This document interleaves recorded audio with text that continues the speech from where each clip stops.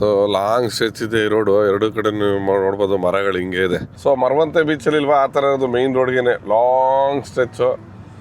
Welcome to Konark notified area. Anti clock ಇದೆ, ಇದೇ ನಾವು ನೋಟಲ್ಲಿ ನೋಡೋಂಥದ್ದು. ಒಂದು ಸೆಕೆಂಡ್ ನೋಡ್ಕೊಬಿಡಿ ಇನ್ನೊಂದ್ಸಲ, ಎಷ್ಟು ಕ್ಯೂರಿಯಾಸಿಟಿ ಆಗಿದೆ ಅಲ್ಲ. ಒಡಿಶಾ ಸ್ಟೇಟ್ದು ಸ್ವೀಟ್ಸ್ ಇದು ಕಾಜಾ ಅಂತ. ಇಲ್ಲಿ ನೋಡಿ ಮೇಲೆ ಹತ್ತುತ್ತಾ ಇದ್ದಾರೆ ಆ ಬಾವುಟ ಕಟ್ಟೋದಕ್ಕೆ. ಫ್ಲಾಗ್ ಚೇಂಜ್ ಮಾಡೋ ಟೈಮು ಇಲ್ಲಿ ರೆಡ್ ಕಲರ್ದು. ಓ ಜನ ಎಲ್ಲ ಕಿರ್ತಾವ್ರೆ. ವಾ ಯಾ ಜೈ ಜಗನ್ನಾಥ್ ಅಲ್ಲ ನೋಡಿ ರೆಡ್ ಕಲರ್ದು. Wow super. ಜನ ಎಲ್ಲ ಹೆಂಗೆ ಕಿರ್ತಾವ್ರೆ ಅಂದರೆ. Hi, welcome back to my channel Papu drive India. 4ನೇ ದಿನದ ಡ್ರೈವು. ಏನು ನಾವು ಮೈಸೂರಿಂದ ಹೊರಟಿದ್ವಿ ಅರುಣಾಚಲ ಪ್ರದೇಶಕ್ಕೆ.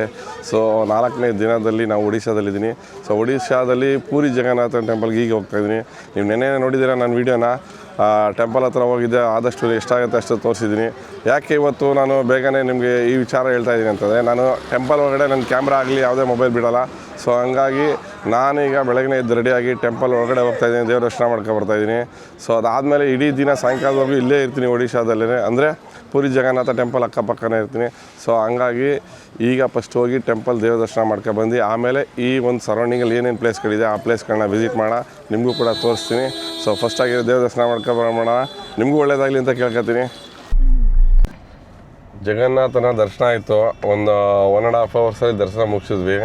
ಸೊ ಅಲ್ಲೇ ಪ್ರಸಾದ ತಿಂದ್ವಿ. ಅದಾದಮೇಲೆ ನಾವೇನು ಹೋಟೆಲ್ ಮಾಡಿದ್ವಿ ಆ ಹೋಟೆಲ್ ಹತ್ರ ಬಂದ್ವಿ. ಅದಾದಮೇಲೆ ಈಗ ನಾವು ನಮ್ಮ ಜರ್ನಿನ ಸ್ಟಾರ್ಟ್ ಮಾಡಿದ್ವಿ. ಇಲ್ಲೇ ನಿಯರ್ ಬೈ ಒಂದು ಬಡಿ ಹನುಮಾನ್ ಟೆಂಪಲ್ ಅಂತ ಇದೆ. ಸೊ ಆ ಹನುಮಾನ್ ಟೆಂಪಲ್ ಹತ್ರ ಹೋಗ್ತಾಯಿದ್ದೀನಿ. ಇದನ್ನು ಮುಗಿಸಿ ನಾವೇನು ಮಾಡ್ತೀನಿ, ಕೋನಾರ್ಕ್ ಸೂರ್ಯದೇವ ಟೆಂಪಲ್ ಅಂತ ಇದೆ. ಸೊ ಆ ಒಂದು ಟೆಂಪಲ್ಗೆ ಹೋಗಬೇಕು ಅಂತ ಅಂದ್ಕೊಂಡಿದ್ದೀನಿ. ಯಾಕೆಂದರೆ ಅದು ನೀವು ನೋಡಿರ್ಬೋದು, 100 ರೂಪಾಯಿ ನೋಟ್ ಆಗಿರ್ಬೋದು, 10 ರೂಪಾಯಿ ನೋಟ್ ಆಗಿರ್ಬೋದು, ಮಧ್ಯದಲ್ಲಿ ಒಂಥರ ಚಕ್ರ ಥರ ಇರುತ್ತೆ, ಕ್ಲಾಕ್ ಥರ ಇರ್ತದಲ್ಲ ಅದು. ಸೊ ಆ ಒಂದು ಟೆಂಪಲ್ ಇಲ್ಲಿಂದ 40 ಕಿಲೋಮೀಟ್ರ್ ದೂರ ಇದೆ. ಆ ಒಂದು ಟೆಂಪಲ್ ವಿಸಿಟ್ ಮಾಡಿ ಮತ್ತೆ ಪೂರಿಗೆ ಬರೋಣ ಅಂದ್ಕೊಂಡಿದ್ದೀನಿ. ಯಾಕೆಂದರೆ ಸಾಯಂಕಾಲ ಇಲ್ಲಿ ಇದು ಫ್ಲ್ಯಾಗ್ ಚೇಂಜ್ ಮಾಡ್ತಾರೆ ಈವ್ನಿಂಗು. ಸೊ ಅದನ್ನು ನೋಡೋದಕ್ಕೂ ತುಂಬ ಜನ ವೆಯ್ಟ್ ಮಾಡ್ತಾ ಇರ್ತಾರೆ ದರ್ಶನ ಮಾಡಿದವರೆಲ್ಲ. ಸೊ ಹಂಗಾಗಿ ಈಗ ಬಡಿ ಹನುಮಾನ್ ಟೆಂಪಲ್ಗೆ ಹೋಗಿ ಅಲ್ಲಿಂದ ಕೋನಾರ್ಕ್ ಟೆಂಪಲ್ ಕಡೆಗೆ ನಮ್ಮ ಜರ್ನಿ ಇರುತ್ತೆ. ಸೊ ಹೋಗೋಣ ಬನ್ನಿ.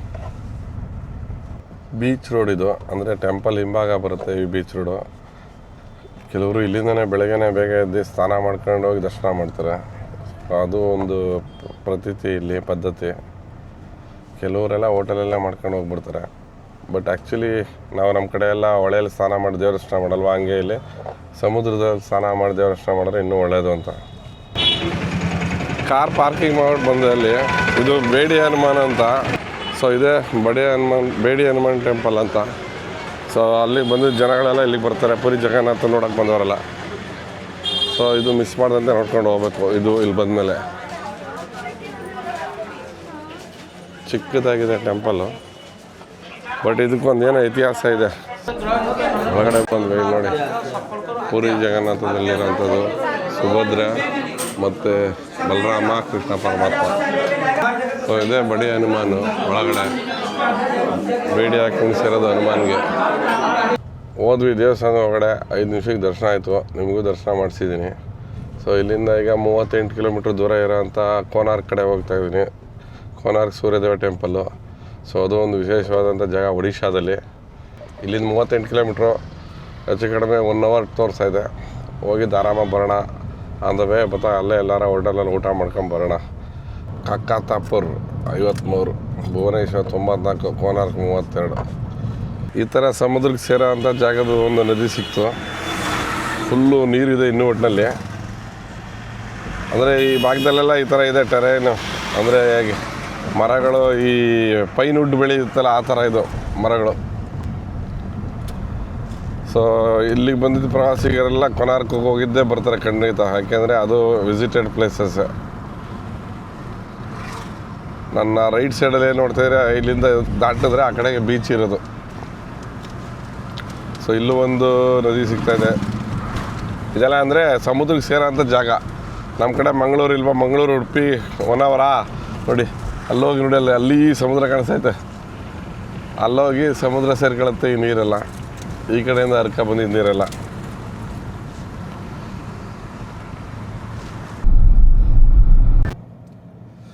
ಸೊ ಲಾಂಗ್ ಸ್ಟ್ರೆಚ್ ಇದೆ ಈ ರೋಡು. ಎರಡು ಕಡೆ ನೋಡ್ಬೋದು ಮರಗಳು ಹಿಂಗೆ ಇದೆ. ಹೆಚ್ಚು ಕಡಿಮೆ ನಾನು ಒಂದು 7 ಕಿಲೋಮೀಟ್ರ್ ದೂರದಿಂದ ಬರ್ತಾಯಿದ್ದೀನಿ. ಸೊ ಇದೇ ಥರ ಮರ ನೆರಳಾಗಿದೆ. ಎರಡೂ ಕಡೆಯೂ ಎಳ್ನೀರುಗಳನ್ನ ಇಟ್ಕೊಂಡಿದ್ದಾರೆ ಕುಡಿಯೋಕ್ಕೆ. ಒಂದೊಂದು ಎಳ್ನೀರು ಕುಡಿದ್ವಿ ನಾವು ಕೂಡ, ಯಾಕೆಂದರೆ ಸ್ವಲ್ಪ ಬಿಸಿಲು ಇದೆ ಅಲ್ವಾ, ಹೀಟ್ ಆಗಿಬಿಡ್ತದೆ ಬಾಡಿ ಅಂತ.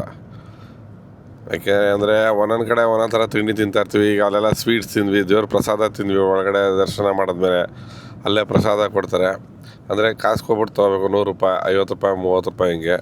ಸೊ ಅದನ್ನು ನಾವು ಕಾಸು ಕೊಟ್ಬಿಟ್ಟು ಅಲ್ಲೇ ಒಂದು ದೇವಸ್ಥಾನದ ಒಳಗಡೆ ಕೂತ್ಕೊಂಡು ತಿನ್ಬೋದು ನಾವು. ಸೊ ನೋಡಪ್ಪ, ಅದೊಂದು ಚೆನ್ನಾಗಿದೆ ಒಳಗಡೆ. ಇಲ್ಲಿ ನೀವು ಇಲ್ಲೇ ನೋಡ್ತಾ ಇದ್ದೀರಾ, ಇದು ರಿವರು ಈ ಕಡೆ ಇರೋದು. ಈ ರಿವರು ಸಮುದ್ರ ಸೇರೋಂಥ ಜಾಗ ಇದು. ಇದು ಕೋನಾರ್ಕ್ ಹೋಗ್ಬೇಕಾದ್ರೆ ಮೇಯ್ನ್ ರೋಡಲ್ಲೇ ಸಿಗುತ್ತೆ. ಅಲ್ಲಿ ನೋಡಿ ಸಮುದ್ರ ಸೇರ್ತಾಯಿತೆ ನೀರೋಗಿ. ಅಲ್ಲಿ ನೋಡೋದು ಈ ಕಡೆಯಿಂದ ಬರ್ತೈತೆ, ಅಲ್ಲೋಗಿ ಸಮುದ್ರ ಸೇರ್ತೈತೆ ಕೊನೆ ಎಂಡಿಂಗ್ ಮೂಮೆಂಟು. ಇದು ಹೆಂಗಿದೆ ಬೀಚ್ ಅಂದರೆ, ನಮ್ಮ ಕಡೆ ಮಲ್ಬೆ ಬೀಚು ಮತ್ತು ಇನ್ನೊಂದು ಏನೋ ಹೇಳ್ತಾರೆ ಕುಂದಾಪುರದಿಂದ ಮುಂದೆ ಹೋಗ್ಬೇಕಾದ್ರೆ ಮರವಂತೆ ಬೀಚು. ಸೊ ಮರವಂತೆ ಬೀಚಲ್ಲಿ ಇಲ್ವಾ ಆ ಥರ ಇರೋದು ಮೇಯ್ನ್ ರೋಡ್ಗೆ ಲಾಂಗ್ ಸ್ಟ್ರೆಚ್ಚು. ಸೊ ಎಲ್ಲ ಇಲ್ಲವೇ ಗೇಮ್ಗಳೆಲ್ಲ ಇದೆ, ಇಲ್ಲವೇ ಎಲ್ಲ ಆಟ ಆಡ್ತಾಯಿದ್ದಾರೆ ಆಲ್ರೆಡಿ. ನಾವು ಟ್ರೆಡಿಷ್ನಲ್ ಡ್ರೆಸ್ ಹಾಕೊಂಡ್ಬಿಟ್ಟಿದ್ವಿ. ಸೊ ಹಂಗಾಗಿ ನಾವು ಆ ಪ್ಲೇಸ್ಗೆ ಹೋಗಿದ್ದು ಬರ್ಬೇಕಾದ್ರೆ ಟೈಮ್ ಇದ್ದರೆ ಮಾಡೋಣ. ಬನಾನಾ ರೈಡು ಮತ್ತು ADV ರೈಡರ್ ಎಲ್ಲ ಥರನೂ ಇದೆ ಇಲ್ಲಿ. ಸೇಮ್ ನಮ್ಮ ಮರವಂತೆ ಬೀಚೆ, ಮೇಲ್ಗಡೆಯಿಂದ ನೋಡೋದು ಹಂಗೆ ಕಾಣಿಸೋದು. Welcome to Konark notified area council. ಚೆನ್ನಾಗಿದೆ ರೋಡ್ ಮಾತ್ರ, ಎಷ್ಟು ದೊಡ್ಡದಾಗಿ ಮಾಡಿದ್ದಾರೆ ನೋಡಿದ. ಇದು ಆ್ಯಕ್ಚುಲಿ ಫೇಮಸ್ ಇಂಡಿಯಾದಲ್ಲಿ. ಗಾಡಿ ಪಾರ್ಕ್ ಮಾಡಿದ್ವಿ, ಮಾಡಾದ್ಮೇಲೆ ಒಂದು 100 ಮೀಟರ್ಸ್ ನಡಿಬೇಕು, ಒಂದು 100-150 ಹೆಜ್ಜೆ ನಡಿಬೇಕು. ಕೋನಾರ್ಕ್ ಮಂದಿರ್, ಸನ್ ಟೆಂಪಲ್ ಅಂತಲೂ ಕರೀತಾರೆ ಇದನ್ನು. ಏನು ಜನ ಅವರೇ ಅಂದರೆ ಯಪ್ಪ ಶಿವ.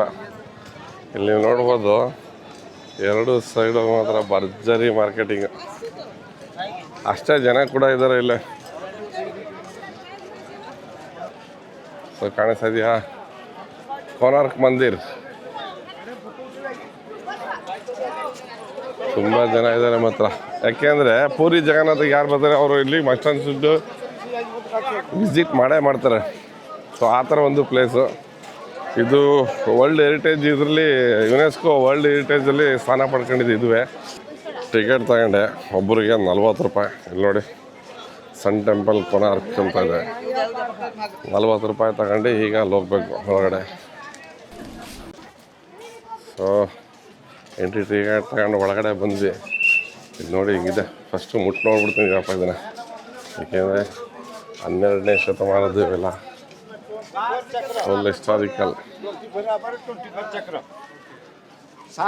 24 ಚಕ್ರ ಇದೆ ಅದರಲ್ಲಿ ಕೋನಾರ್ಕ್ ಇದರಲ್ಲಿ.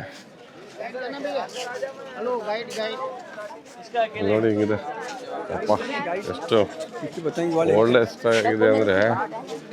ಇದು ಬಿಟ್ಟು ನೋಡೋಣ ಕೆಳಗಡೆ ನೋಡಿದೆ ಮನುಷ್ಯ, ಆನೆ, ಸಿಂಹ.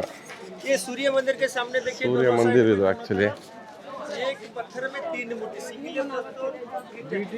ಭಾಳ ಹಿಸ್ಟೋರಿಕಲ್ ಆಗಿದೆ ಮಾತ್ರ. ಏನು ಜನ ಅಂದರೆ ಜನ, ಕಾಲು ಹಾಕೋಕ್ಕೂ ಜಾಗ ಇಲ್ಲ ಅಂತಲ್ಲ, ಹಂಗಾಯ್ತೈತೆ. ಪಾರ್ಕಿಂಗಿಗೆ ಜಾಗ ಸಿಗಲಿಲ್ಲ ಆ್ಯಕ್ಚುಲಿ. ತುಂಬ ದೂರಕ್ಕೆ ಪಾರ್ಕ್ ಮಾಡ್ಕೊಂಡು ಬಂದೆ. ಬಾಬಾ ಸೊ ನೋಡಿ ಇದು ಡಿಸೈನ್ಸ್ಗಳೆಲ್ಲ ಹೆಂಗಿದೆ, ಹೆಂಗೆ ಕೆತ್ತಿದ್ದಾರೆ ಅಂದರೆ ಆ ಕಾಲದಲ್ಲೇ. ಇಲ್ಲಿ ನೋಡಿ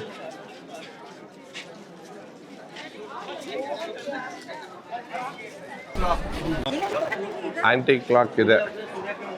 ಇದೇ ನಾವು ನೋಟಲ್ಲಿ ನೋಡೋಂಥದ್ದು. ಸೊ ನಿಮಗೆ ಇಲ್ಲಿ ಗೈಡ್ಗಳು ಕರೆಕ್ಟಾಗಿ ಹೇಳ್ತಾರೆ ಇದ್ರ ಟೈಮಿಂಗ್ಸ್ನ. ಇಲ್ಲಿ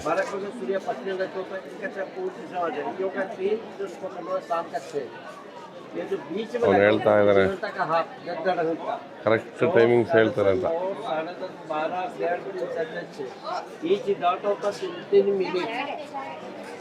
ಕೆಳಗಡೆದು ಒಂದೊಂದು ಮಿನಿಟ್ ಅದು.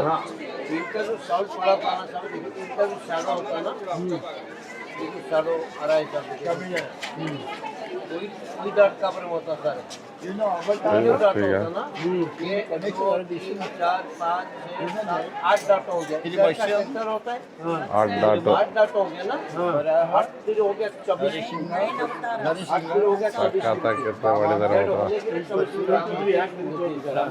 ಕರೆಕ್ಟಾಗಿ ಹೇಳ್ದ ಅದು 1 ಗಂಟೆ 12 ನಿಮಿಷ ಅಂತ ಅದು ಕೆಳಗಡೆ ಇದೆಯಲ್ಲ ಅದೆಲ್ಲ ಮಿನಿಟ್ಗಳದ್ದು ಸೊ ಈ ಚಕ್ರದ ಹತ್ರ ಒಂದು ಲೈನ್ ಇದೆಯಲ್ಲ ಸೊ ಅದು ಅವರು ಗಂಟೆ ಲೆಕ್ಕಾತರ ಹಾಕತ್ತಾರೆ ಇಲ್ಲೂ ಆಂಟಿ ಕ್ಲಾಕ್ ಇರೋದು ಇದನ್ನ ನೋಡಿದ ತಕ್ಷಣ ಏನಂತಾರೆ ರಥ ಥರ ಚಕ್ರ ಇರ್ಬೋದು ಅನ್ಕೋತಾರೆ ಆದರೆ ಇದು ಬ್ಯೂಟಿಫುಲ್ ಆದಂಥ ಕೆತ್ತನೆ ಯಪ್ಪ ಎಷ್ಟು ಹಳೆಯ ಕೆತ್ತನೆ ಅಂದರೆ ಕಲ್ಲುಗಳೇ ಕರಗೋಗ್ಬಿಡೈತೆ ಈ ಕ್ಲಾಕ್ ನೋಡಿ ಹೆಂಗಿದೆ ಬೊಬ್ಬ ಕಲ್ಲೇ ಕರಗೋಗ್ಬಿಡೈತೆ ಅಂದರೆ ಅಷ್ಟು ಏಜ್ ಆಗಿಬಿಟ್ಟಿದೆ ಇದಕ್ಕೆ ಸ್ಟ್ರಕ್ಚರ್ಸ್ಗೆ ನೋಡಿ ಇಲ್ಲೊಂದು ಕ್ಲಾಕ್ ಗೈಡ್ಗಳು ಮಾತ್ರ ಕರೆಕ್ಟಾಗಿ ಹೇಳ್ತಾರೆ ಅದನ್ನು ನಮ್ಗೆ ಅರ್ಥ ಆಗಂಗೆ ನೀಟಾಗಿ ಟೈಮಿಂಗ್ಸ್ ಅರ್ಥ ಆಗಂಗೆ ಹೇಳ್ತಾರೆ ಮೊದಲೆಲ್ಲ ಮೇಲೆ ಹತ್ತಾಗಿ ಬಿಡ್ತಿದ್ರು ಅನ್ಸುತ್ತೆ ಸೊ ಇದು ಯಾವಾಗ ಪ್ರಪಂಚದಲ್ಲಿ ಗುರುತಿಸ್ಕೊಳ್ತು ಸೊ ಅವಾಗಿಂದ ಇದನ್ನು ಮೇಲೆತ್ತೋದು ಬಿಡಲ್ಲ ಅನಿಸುತ್ತೆ ಸೊ ಎಲ್ಲ ಆ್ಯಂಟಿ ಕ್ಲಾಕ್ಗಳೇ ಇಲ್ಲಿರೋದು ಎಷ್ಟಿವೆ ನೋಡಿ ಇಲ್ಲಿ ಸ್ವಲ್ಪ ಏನೋ ಕೆಲಸ ಮಾಡಿದ್ದಾರೆ ಏನೋ ಬಿದ್ದೋಗಿರ್ಬೋದು ಅಲ್ಲಿ ಮಧ್ಯದಲ್ಲಿ ಇಲ್ಲಿ ವೈಟ್ ಕಾಣಿಸ್ತಿದೆಯಲ್ಲ ಇದು ಅದರ್ವೈಸ್ ಆ್ಯಕ್ಚುಲಿ ತುಂಬ ಖುಷಿ ಆಯಿತು ನೋಡಿದ್ದು ಫುಲ್ ಎಲ್ಲ ಇದೇ ಥರ ಇರೋದಿಲ್ಲ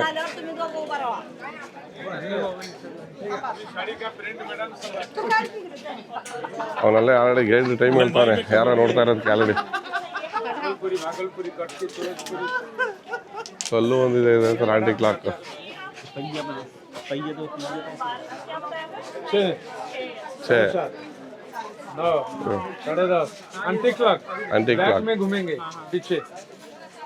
ಸ್ವಲ್ಪ ದೂರದಿಂದ ಹಿಂದೆ ಬಂದಮೇಲೆ ನೋಡಿ ಈ ಥರ ಕಾಣಿಸುತ್ತೆ ಸೊ ಆಂಟಿ ಕ್ಲಾಕ್ಗಳು ತುಂಬಾವೆ 12 4 6 8 10 10 13 ಈ ಥರ ಇದೆ ಒಂದು ಸೈಡ್ಗೆ ಆ್ಯಕ್ಚುಲಿ ನಾನು ನಿಮಗೆ ತೋರಿಸ್ತೀನಿ ಈ ಆಂಟಿ ಕ್ಲಾಕ್ ಹೆಂಗಿದೆ ಅಂತ ಇಲ್ಲಿ ನೋಡಿ ಈ 10 ರೂಪಾಯಿ ನೋಟು ಸೊ ಇಲ್ಲಿದೆಯಾ ಇಲ್ಲಿ ಕಾಣಿಸ್ತಾ ಇದೆಯಾ ಸೊ ಇಲ್ಲಿದೆ ನೋಡಿ ಒರಿಜಿನಲ್ ಆಗಿ ಸೊ ಒಡಿಶಾದ ಕೊನಾರ್ಕ್ ಸನ್ ಟೆಂಪಲ್ ಅಂತ ಕರೀತಾರೆ ಇದನ್ನು ಸೊ ಈ ಟೆಂಪಲಲ್ಲಿ ಇದೆ ಇದು ಒಂದು ಸೆಕೆಂಡ್ ನೋಡ್ಕೊಬಿಡಿ ಇನ್ನೊಂದ್ಸಲ ಎಷ್ಟು ಕ್ಯೂರಿಯಾಸಿಟಿ ಆಗಿದೆಯಲ್ಲ ಸೊ ಟೋಟಲಿ ಒಂದು ಒಳ್ಳೆ ಎಕ್ಸ್ಪೀರಿಯೆನ್ಸ್ ಆಯಿತು ಇದನ್ನು ನೋಟಲ್ಲಿ ನೋಡ್ತಾ ಇದ್ದೆ ಇಷ್ಟು ದಿನ ಕಣ್ಣಲ್ಲಿ ನೋಡಿದ್ದೆ ಭಾಳ ಖುಷಿ ಆ್ಯಕ್ಚುಲಿ ಸೊ ಲಾಸ್ಟಾಗಿ ಇಲ್ಲಿ ನೋಡೋಕ್ಕೂ ಮುಂಚೆ ಈ ಥರ ಒಂದು ಆಂಟಿ ಕ್ಲಾಕ್ ಮುಂದೆ ನಾನೇ ಒಂದು ಸೆಲ್ಫಿ ವಿಡಿಯೋ ಮಾಡ್ಕೊಬೋಣ ಅಂತ ಸೊ ಅದ್ಭುತವಾಗಿದೆ ಈ ಒಂದು ಜಾಗ ಸೊ ಮಸ್ಟ್ ವಿಸಿಟ್ ಮಾಡಿ ಲೈಫಲ್ಲಿ ನೀವು ಒಂದು ಸಲ ಒಡಿಶಾಗೆ ಪೂರಿಗೆ ಬಂದ್ರಂತೂ ಎಸ್ಪೆಷಲಿ ಮಿಸ್ಸೇ ಮಾಡಬೇಡಿ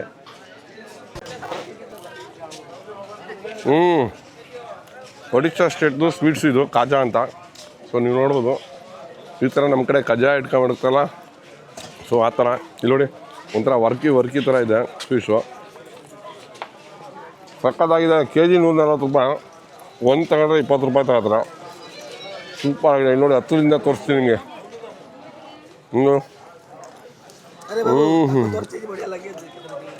ಎಮ್ಮೆಯಾಗಿದೆ ಸೊ ಇದೇ ಸೂರ್ಯನಾರಾಯಣ ಟೆಂಪಲ್ಲು ಒಳಗಡೆ ಹೋಗಿದ್ವಿ ನವಗ್ರಹ ವಿಗ್ರಹಗಳು ಎಲ್ಲ ಏಕ ಇದೆ ಒಂದೇ ಟೈಮ್ಗೆ ಸೊ ಕೈ ಮುಗಿದು ಬಂದು ಈಚೆ ಒಂದು ಸ್ವೀಟ್ಸ್ ಇದೆ ಇಲ್ಲಿ ಫೇಮಸ್ಸು ಒಡಿಶಾದಲ್ಲಿ ನೀವು ಯಾವುದೇ ಟೆಂಪಲ್ ಹೋದ್ರೂ ಈ ಸ್ವೀಟ್ಸ್ ಇದ್ದೇ ಇರುತ್ತೆ ಮಸ್ಟರ್ಡ್ ಸ್ವೀಟು ನೀವು ಕೂಡ ಇದನ್ನು ಟ್ರೈ ಮಾಡಿ ಇದರಿಂದ ಹೊಟ್ಬೋಣ ಈಗ ಕೋನಾರ್ಕ್ನ ಮುಗಿಸಿದ್ವಿ ಆಂಟಿ ಕ್ಲಾಕ್ ನೋಡ್ಕೊಂಡ್ವಿ ನಿಮಗೂ ತೋರಿಸ್ದೆ ಸಾಧ್ಯವಾದಷ್ಟು ಆಯಿತಾ ವಾಪಸ್ ಹೋಗ್ತಾ ಇದ್ದೀನಿ ಅಂದರೆ ನಮಗೆ ಅಲ್ಲಿ 4:15 5 ಗಂಟೆಗೆ ಅಲ್ಲಿ ಪುರಿ ಜಗನ್ನಾಥ ಟೆಂಪಲ್ ಹತ್ರ ಕೂತ್ಕೋಬೇಕು ಅದು ಫ್ಲಾಗ್ ಚೇಂಜ್ ಮಾಡ್ತಾರಲ್ಲ ಅದನ್ನು ನೋಡಬೇಕು ಅಂತ ಅಂದ್ಕೊಂಡ್ಬಿಟ್ಟಿದ್ದೀನಿ ಸೊ ಹಂಗಾಗಿ ವಾಪಸ್ ಹೋಗ್ತಾ ಇದ್ವಿ ಅಂಥವೇ ಹೋಯ್ತಾ ಯಾವ್ದಾರ ಹೋಟೆಲ್ ಸಿಕ್ಕಿದ್ರೆ ಅಲ್ಲೇ ಊಟ ಮಾಡಿಬಿಟ್ಟು ಟೆಂಪಲ್ ಹತ್ರ ಹೋಗೋಣ ಅಂತ ಡಿಸೈಡ್ ಮಾಡಿದ್ದೀನಿ ಪೂರಿಗೆ ಹೋಗೋ ಮಧ್ಯದಲ್ಲಿ ಹೋಟೆಲ್ ಸಿಕ್ತು ಊಟ ಮಾಡೋಣ ಅಂತ ಅನಿಸಿದ್ವಿ 3 ಗಂಟೆ ಟೈಮು ಪಿತಾಜಿ ರೆಸ್ಟೋರೆಂಟ್ ಅಂತ ನೋಡೋದ ಬನ್ನಿ ಇಲ್ಲೇನೇನು ಸಿಗುತ್ತೆ ಫುಡ್ಡು ಟೇಸ್ಟ್ ಮಾಡೋಣ ಊಟ ಹೇಳಿದ್ದೆ ಸ್ವಲ್ಪ ಲೇಟಾಗಿ ಬಂತು ಸ್ವಲ್ಪ ಚಿಕನ್ ಇದು actually chicken with white rice ಇದು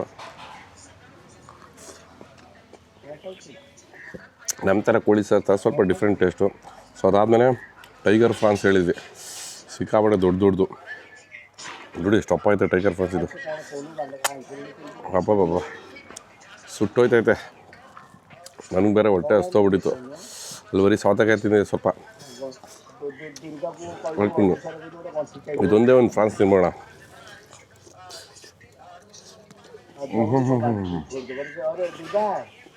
ಬಿಸಿ ಬಿಸಿ ತಿಂದರೆ ಸೂಪರು. ಸೀ ಫಿಶ್ ಅಂದರೆ ಇಷ್ಟಪಟ್ಟು ತಿಂತೀನಿ. ಬಟ್ ತುಂಬ ದಿನ ಆಗಿತ್ತು ನಾನು ಸೀ ಫಿಶ್. ತುಂಬ ಚೆನ್ನಾಗಿ ಮಾಡೋರೆ. ವೈಟ್ ರೈಸ್ ಅಂತೂ ಸಕ್ಕತ್ತಾಗಿದೆ. ಸೊ ಈಗ ಇಲ್ಲಿಂದ ಆರಾಮಾಗಿ ಟ್ರಾವೆಲ್ ಮಾಡೋಣ ಊಟ ಆದಮೇಲೆ. ಇನ್ನು 10 ಕಿಲೋಮೀಟ್ರ್ ದೂರ ಇದೆ ಪೂರಿ ಜಗನ್ನಾಥ. ಫ್ಲ್ಯಾಗ್ ಚೇಂಜ್ ಮಾಡೋ ಟೈಮು ಸಾಯಂಕಾಲ 5 ಗಂಟೆ. ಈಗ ಮೇಕ್ ಹತ್ತಿದ್ದಾರೆ ಪೂರಿ ಜಗನ್ನಾಥದಲ್ಲಿ.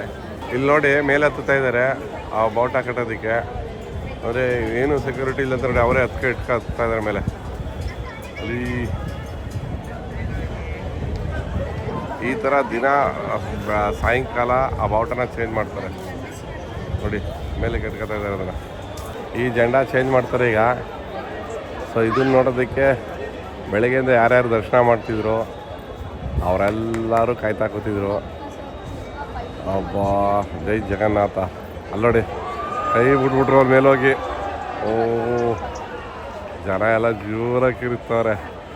ಏನಿರಬೇಕು ದೇವ್ರ ಮಹಿಮೆ ಅಂತ. ಅದು ಹೊಸಿ ಐಟಿಲ್ಲ, ನನ್ನ ಪ್ರಕಾರ ಒಂದು 200 ಅಡಿ ಮೇಲಿದೆ.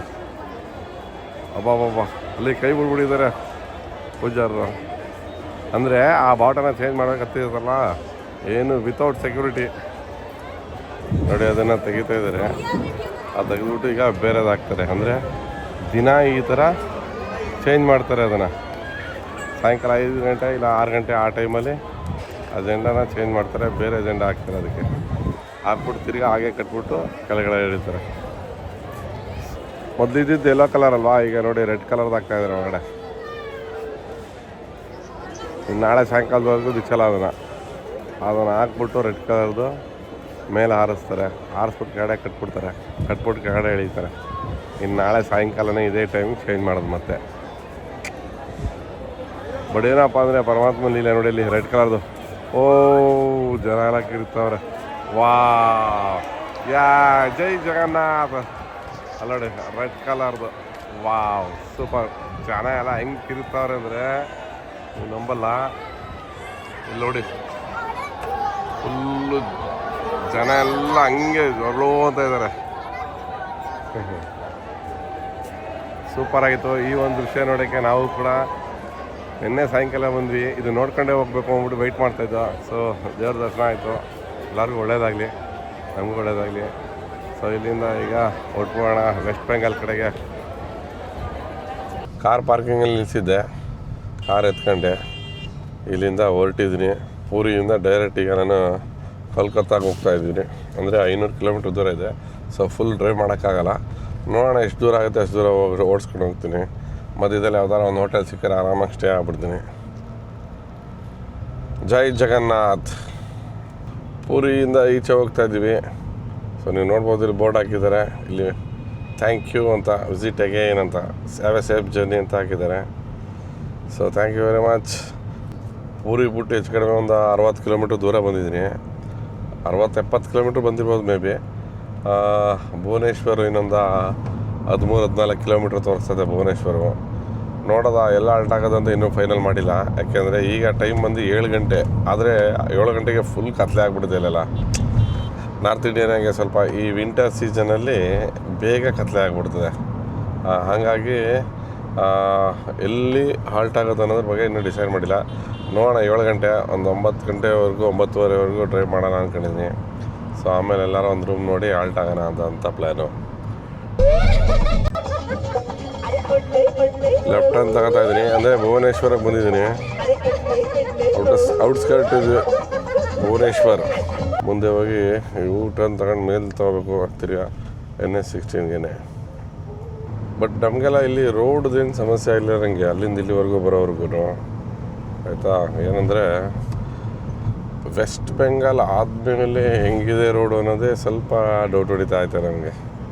ಯಾಕೆಂದರೆ ನಾವು ಈ ಥರ ಸ್ಪೀಡಾಗಿ ಹೋಗೋಕ್ಕಾಗತ್ತಾ, ಅಲ್ಲಿ ಹೇಗಿರ್ಬೋದು ರೋಡು ಅನ್ನೋದು ಗೊತ್ತಿಲ್ಲ. ಯಾಕೆಂದರೆ ನಾನು ಹೋಗ್ತಾ ಇರೋದು ನಾರ್ತ್ ಈಸ್ಟ್ಗೆ ಇದೆ ಫಸ್ಟ್ ಟೈಮು.